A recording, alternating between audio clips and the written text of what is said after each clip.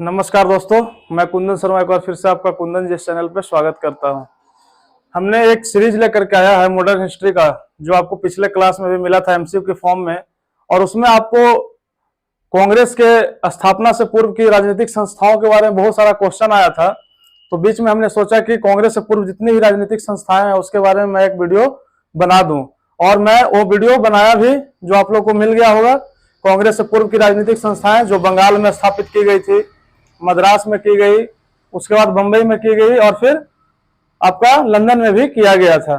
उसी सीरीज में आगे बढ़ते हुए एमसीक्यू जो सीरीज चल रहा है हमारा, इस एमसीक्यू सीरीज का ये दूसरा वीडियो आपके लिए है। और चूंकि काफी महत्वपूर्ण वीडियो है, आया हुआ प्रश्न ही आपको इसमें मिलेगा। जितना भी बीपीएससी का या अभी आप झारखंड सचिवालय का एग्जाम है, बिहार पुलिस का एग्जाम है, जो भी क्वेश्चन आपको मिलेंगे आधुनिक से, इन्हीं क्वेश्चनों के बीच से आपको देखने के लिए मिलेंगे। तो इसी सीरीज में आगे बढ़ते हुए हम एक बार फिर से आते हैं और इस क्वेश्चन को देखते हैं कि क्या कहता है फर्स्ट क्वेश्चन।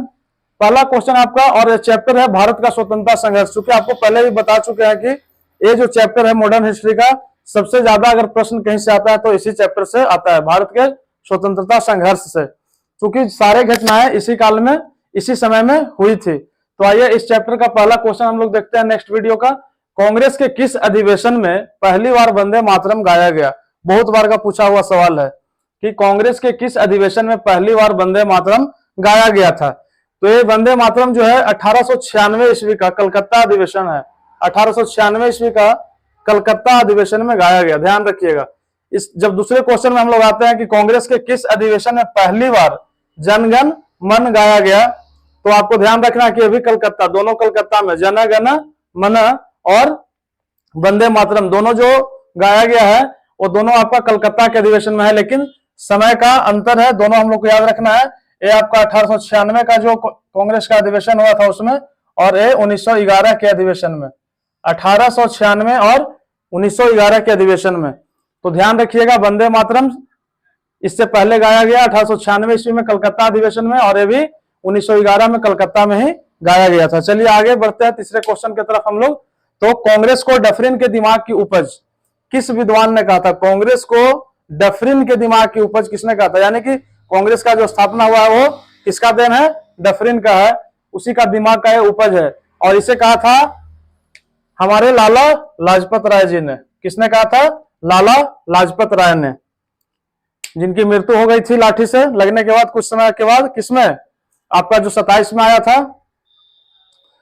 और उसके बाद हम लोग पढ़ते हैं किस विद्वान ने कांग्रेस को 3 दिनों का तमाशा कहा था? किस विद्वान ने 3 दिनों कांग्रेस को, किसको? कांग्रेस को 3 दिनों का तमाशा कहा था? अश्विनी कुमार दत्त ने कहा था। अश्विनी कुमार दत्त ने। कुछ विद्वानों ने इसे क्या कहा था कि साल में एक बार मेढक की तरह टहराने से कोई फायदा नहीं है। यानी कि अश्विनी कुमार दत्त ने कहा कि कांग्रेस क्या है? 3 दिन का क्या है? तमाशा है। 3 दिन के लिए शोर करेगा अंग्रेजों के सामने और फिर चुप हो जाएगा। ये किसने कहा? अश्विनी कुमार दत्त ने। ये भी क्वेश्चन पूछा हुआ आपका मिलेगा, पिछले बीपीएससी का भी इसमें क्वेश्चन समाहित है जो आपको आगे मिलेगा। इसमें है नेक्स्ट क्वेश्चन 5 नंबर। कांग्रेस के प्रथम अधिवेशन में 72 प्रतिनिधियों ने भाग लिया था।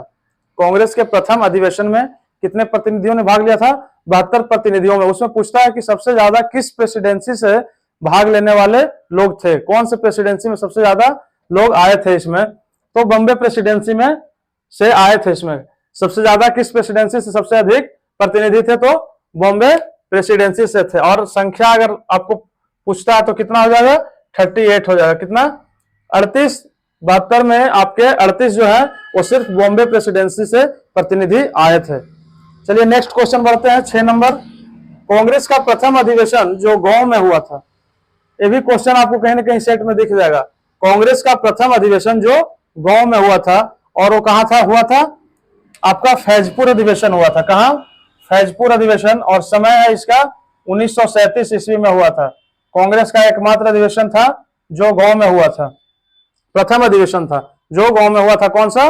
फैजपुर अधिवेशन 1937 ईस्वी में। आगे बढ़ते हैं। निष्क्रिय विरोध के सिद्धांत का प्रतिपादन किसने किया? निष्क्रिय विरोध के सिद्धांत का प्रतिपादन किसने किया? तो इसका प्रतिपादन किया था अरविंद घोष ने। किसने किया था? अरविंद घोष ने किया था। नेक्स्ट क्वेश्चन देखते हैं, कांग्रेस के किस अधिवेशन में तिलक ने कहा था स्वराज मेरा जन्म सिद्ध अधिकार है और मैं इसे लेकर रहूंगा? किसने कहा था? बाल गंगाधर तिलक ने। तो पूछता है कि किस अधिवेशन में। अब तो क्वेश्चन बहुत आसान हो गया कि स्वराज मेरा जन्म सिद्ध अधिकार है और मैं इसे लेकर रहूंगा, किसने कहा था?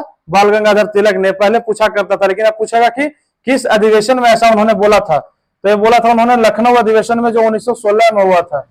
और 1916 के लखनऊ अधिवेशन में ही जब 1907 में कांग्रेस में फूट पड़ी थी गरम दल और नरम दल के बीच, तो 1916 में ही दोनों दल आपस में आकर के फिर कांग्रेस के दोनों धड़ा मिला था। और जिसमें अहम योगदान था किसका? एनी बेसेंट का था। किसका था? एनी बेसेंट का। इन्होंने ही मिलाने में एक महत्वपूर्ण भूमिका निभाई थी। तो किस अधिवेशन में कहा था बाल गंगाधर तिलक ने कि स्वराज मेरा जन्म सिद्ध अधिकार है और मैं इसे लेकर रहूंगा? लखनऊ अधिवेशन, जो कि 1916 में हुआ था। नेक्स्ट आते हैं, लोक सेवा आयोग की स्थापना कब की गई थी? लोक सेवा आयोग की स्थापना कब किया गया था? इसमें आपको डेट याद रखना है, 1886, 1886 में, 1886 ईस्वी में लोक सेवा की स्थापना की गई थी। आगे बढ़ते हैं, रेलवे आयोग। देखिए इस तरह के कुछ क्वेश्चन आपको हमेशा बीपीएससी में मिल जाएगा, या फिर जेपीएससी और जेएसएससी सीजीएल में भी पूछा जाता है। कुछ क्वेश्चन जो स्टूडेंट को फंसाने के लिए होता है। रेलवे आयोग किसकी समीक्षा के लिए गठित की गई थी? किसके लिए गठित किया गया था? तो ये भारतीय व्यय के समीक्षा से संबंधित आयोग था। भारतीय व्यय की समीक्षा से संबंधित जो आयोग था रेलवे आयोग था। आगे बढ़ते हैं, ह्यूम स्वतंत्रता के पुजारी थे। कौन? Hume, A.O.. ह्यूम, जिन्होंने कांग्रेस का स्थापना किया था, ए.ओ. ह्यूम। और बोला जाता है कि वो स्वतंत्रता के पुजारी थे और उनका हृदय भारत की दुर्दशा पर रोता था। उनका हृदय जो है भारत की दुर्दशा पर रोता था। यह कथन किसका है? किसने ऐसा बोला है? तो ऐसा बोला है आपका लाला लाजपत राय जी ने बोला है। किसने? लाला लाजपत राय ने ऐसा बोला है।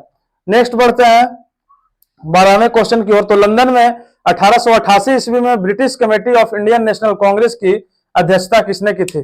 देखिए एक बार फिर से क्वेश्चन को समझिए, कहां का बात हो रहा है? लंदन का। लंदन में 1888 ईस्वी में British committee of Indian national Congress, British committee of Indian national Congress की अध्यक्षता किसने की थी? तो इसकी अध्यक्षता की थी विलियम डिग्बी ने।